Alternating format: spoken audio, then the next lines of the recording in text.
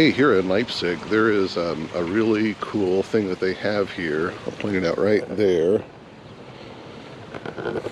All throughout the city, they have markers like that that lead you through a musical trail that takes you through some of the important historical sites and some of the important music museums throughout the city. And it's kind of nice. You don't really need a map unless you want to know what some of these sites are. There's another one.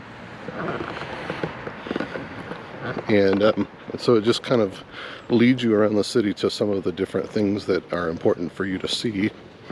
Okay, crossing the street here, here's another one. So that tells me I'm going to turn left and go down there, which happens to be the Mendelssohn Museum down there, which we got to see. So very cool aspect about the city that points out the musical heritage that's here. Well, we just went through the Bach Museum here in Leipzig. Lots and lots of information, probably more than we really had time to look at everything. Some cool things that we saw.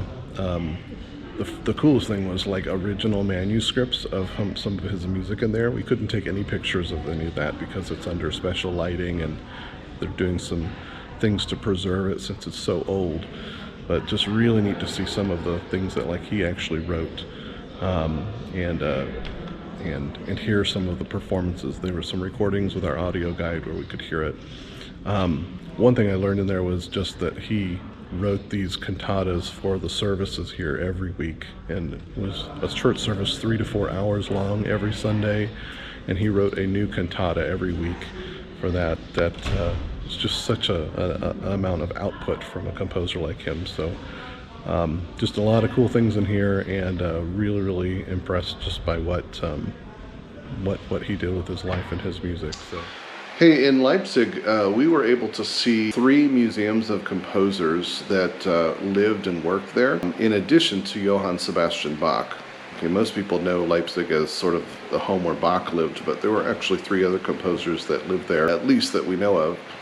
Richard Wagner was one of them. We went to his museum, which was focused on the early part of his life, and that museum was interesting because we didn't understand anything. Everything was in German, and so we went and saw a lot of pictures but didn't really understand a lot of what we were learning about just because we couldn't understand it. So kind of neat displays and very cool setup museum, but yeah, we couldn't understand anything.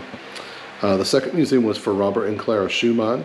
One of the big takeaways I learned from that, especially as I'm just kind of living out as a musician married to a musician with Michelle and raising our daughter Clara, is that Robert and Clara Schumann raised many children and were both full-time musicians and composers, and did a really bang-up job of raising their family and also being able to support them through their music. So it was kind of a cool connection just because Michelle and I are living that right now. And then the third museum we saw was for Felix Mendelssohn. Mendelssohn was one of the composers that actually revived a lot of Bach's music, and probably is the one who we should credit for even knowing a lot about what Bach composed.